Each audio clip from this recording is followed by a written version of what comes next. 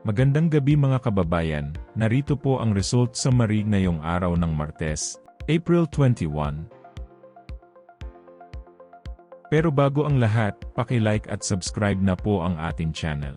Maraming salamat po. Para sa 2D Lotto, ang resulta sa 2 PM draw ay 31 at 17. Para naman sa 5 PM draw, 25 at 6. At para sa 9 PM draw ay 15 at 1 in exact order. Para sa 3D Lotto, ang resulta sa 2 PM draw ay 9, 6 at 2. Habang sa 5 PM draw ay 7, 8 at 6. At para sa 9 PM draw, 9, 1 at 6 in exact order. Para sa 6D Lotto, ang winning combination ay 1, 5, 9, 8, 0 at 2 in exact order.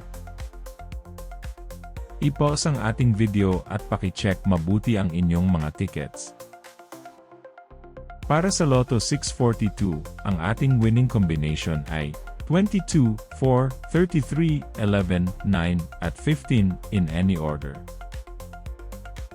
Maaari nyo pong i-pause ang ating video para makita at ma-check ng mas mabuti ang resulta at inyong mga ticket. Check nyo na din po ang consolation prize sa ibaba. Para sa Super Lotto 649, ang ating winning combination ay 45, 10, 36, 43, 13, at 19 in any order. Muli, maaari nyo pong i-pause ang ating video para sa pag-check ng inyong mga ticket at panalo.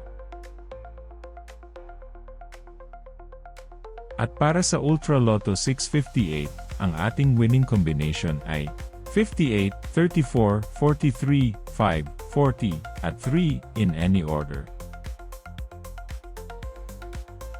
I-pause ang ating video at siguraduhing tama ang ticket draw date at number combination sa inyong mga ticket.